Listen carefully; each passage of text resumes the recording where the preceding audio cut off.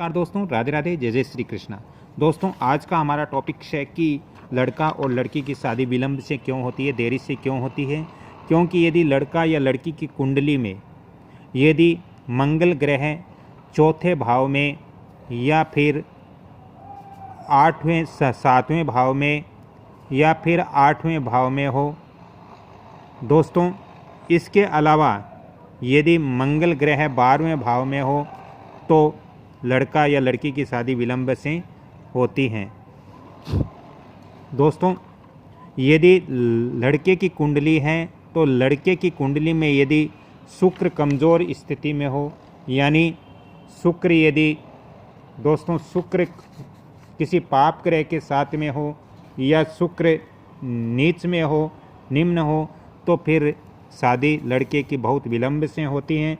दोस्तों, यदि शुक्र मीन राशि के अंदर बैठा हुआ है, मान लीजिए मीन राशि के अंदर यहाँ पर 11वें भाव के अंदर ही देख लीजिए, 11वें भाव के अंदर यदि मीन राशि है और यदि यहाँ शुक्र बैठा हुआ है तो इस लड़के की शादी बहुत विलंब से होगी। क्योंकि शुक्र मीन राशि में बैठा हुआ ये शादी विवाह के लिए बाधक होता है। शुक्र यदि उच्च राशि में, यानी मान लीजिए यहाँ पर मैं उदाहरण के लिए दे रहा हूँ, मान लीजिए यहाँ पर कन्या राशि है और कन्या राशि के अंदर शुक्र बैठा हुआ है तो शुक्र यहाँ पर शुक्र अच्छी स्थिति में होगा। यदि शुक्र यहाँ सप्तम भाव में शुक्र है और यहाँ सप्तम भाव के अंदर कन्या राशि है तो भी इस लड़के के लिए शादी अतिशीघ्र हो जाएगी। क्योंकि शुक्र इनकी उच्च राशि में बैठा हुआ है, कन्या राशि शुक्र की उच्च होती है और मीन राशि शुक्र की नीच होती है। तो ऐसी स्थिति में अगर कन्या राशि के अंदर शुक्र यहाँ पर हो तो लड़की की शादी बहुत जल्दी होती है, जबकि मंगल चौथे, 7वें, 8वें और 12वें भाव में होने से लड़के की शादी विलंब से होती हैं। दोस्तों, लड़के के यदि शुक्र उच्च स्थिति में है, शुभ ग्रहों के साथ 7वें भाव या फिर दूसरे भाव या 7वें भाव या फिर 11वें भाव के अंदर शुक्र यदि शुभ ग्रहों के साथ बैठा है तो उस लड़के की शादी बहुत जल्दी होगी। यदि शुक्र नीच राशि में बैठा है तो लड़के की शादी बहुत विलंब से होगी। लड़की के लिए दोस्तों गुरु अच्छा होना चाहिए, बृहस्पति है वो अच्छी स्थिति में होना चाहिए। बृहस्पति यदि कुंडली के अंदर बृहस्पति यदि कर्क राशि के अंदर बैठा हुआ है, यानी मान लीजिए यहाँ पर मैं उदाहरण के लिए दे रहा हूँ, मान लीजिए दूसरे ग्राफ में मैं आपको समझाता हूँ। मान लीजिए दूसरे भाव में गुरु बैठा है और यहाँ पर ये गुरु कर्क राशि के अंदर बैठा हुआ है, यहाँ पे कर्क राशि है तो इस लड़के की शादी इस लड़की की शादी में विलंब नहीं होगा, लड़की की शादी अतिशीघ्र हो जाएगी। यदि यहाँ पर मान लीजिए गुरु बैठा हुआ है और यहाँ पर राशि मकर राशि हो, मकर राशि हो तो फिर लड़की की शादी विलंब से होगी, क्योंकि गुरु नीच राशि के अंदर दूसरे भाव में बैठा है। दोस्तों, इसी तरह सप्तम भाव का यदि देख लेते हैं, सप्तम भाव में यदि गुरु यहाँ पर गुरु है और यहाँ पर यदि मकर राशि है लड़की की कुंडली में तो फिर उस लड़की की शादी विलंब से होगी। क्योंकि 7वां भाव संबंध का, विवाह का, प्रेम का भाव होता है कुंडली के अंदर।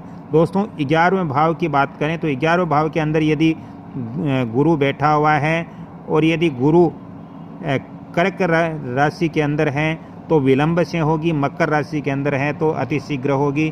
दोस्तों, इसी तरह गुरु यदि मकर राशि में है तो शादी विलंब से होगी। यदि कर्क राशि यहाँ पर 7वें भाव में गुरु है और कर्क राशि है और शुभ ग्रह शुक्र या बुध यहाँ पर विराजमान है तो उस लड़की की शादी बहुत जल्दी हो जाएगी। दोस्तों, इसके अलावा हमें इस चीज़ का ध्यान रखना चाहिए कि विवाह शादी के लिए हमें दूसरा भाव कुंडली का और सप्तम भाव और 11वां भाव है, इसको हमें देखना बहुत ज़रूरी होता है। इसकी स्थिति क्या है, इन भावों के अंदर कौन सा ग्रह बैठा है, वो ग्रह उच्च का है या नीच का है, ये भी हमें देखना चाहिए। साथ ही दोस्तों, हमें ये भी देखना चाहिए कि इन भावों में कहीं मंगल तो नहीं है। मंगल है तो शादी विलंब से होगी दोस्तों इसके अलावा यदि अब शादी का योग कब बन सकता है? दोस्तों लगन हमारा प्रथम भाव को हम लगन कहते हैं और सप्तम भाव हमारे शादी विवाह या संबंधों के भाव होते हैं। तो दोस्तों लगन का जो स्वामी है, लगन का स्वामी यानी आपकी कुंडली में जो यहाँ पर जो राशि है उस राशि का आपको स्वामी देखना है। वो स्वामी और सप्तम भाव का स्वामी दोनों जब इस भाव के अंदर आते हैं तब भी लड़का और लड़की की शादी के योग बनते हैं। दोस्तों ये मेरा वीडियो लंबा हो जाएगा, अगले वीडियो में इसकी और विस्तार से जानकारी दूंगा। मेन जो चीज़ें हैं वो आपको मोस्टली मैं आपको वापस दे रहा हूं। हमें लड़का लड़की की शादी के लिए 11वां दूसरा भाव, 7वां भाव, 11वां भाव इसका निरीक्षण करना चाहिए, इसकी स्थिति देखनी चाहिए। दोस्तों साथ ही लड़की की कुंडली देख रहे हैं, लड़की के लिए देख रहे हैं तो हमें गुरु का यहाँ पर देखना पड़ेगा कि गुरु किस स्थिति में है। गुरु यदि दूसरे या 7वें या 11वें भाव में है और यदि कर्क राशि के अंदर है तो अच्छी स्थिति है। यदि गुरु दूसरे 7वें या 11वें भाव में है और यदि यहाँ पर मकर राशि के अंदर है तो ये विलंब से होने वाला है। तो दोस्तों इसी तरह लड़के की देखते हैं तो हमें शुक्र से देखना पड़ता है, शुक्र की स्थिति देखनी पड़ती है कि शुक्र ग्रह की क्या स्थिति है, जैसे मैंने इस कुंडली में बताया है। दोस्तों इसके अलावा मंगल दोष का भी हमें निरीक्षण करना चाहिए। तो ये सारी जानकारियाँ आज मैं इस वीडियो में आपको दी हूँ और यदि आपको अच्छा लग रहा है, आपको जानकारियाँ प्राप्त हो रही है तो कृपया इस वीडियो को आप लाइक शेयर सब्सक्राइब जरूर करें और बेल आइकॉन घंटी के निशान पर भी क्लिक करें। Mobile number 7901718402। राधे राधे। एक बार पुण्य निवेदन करता हूं कि आप वीडियो को लाइक शेयर सब्सक्राइब जरूर करें ताकि मेरा भी मनोबल बढ़े। राधे राधे। अगली कड़ी में फिर मिलता हूं, तब तक के लिए आपसे क्षमा चाहता हूं। जय श्री कृष्णा।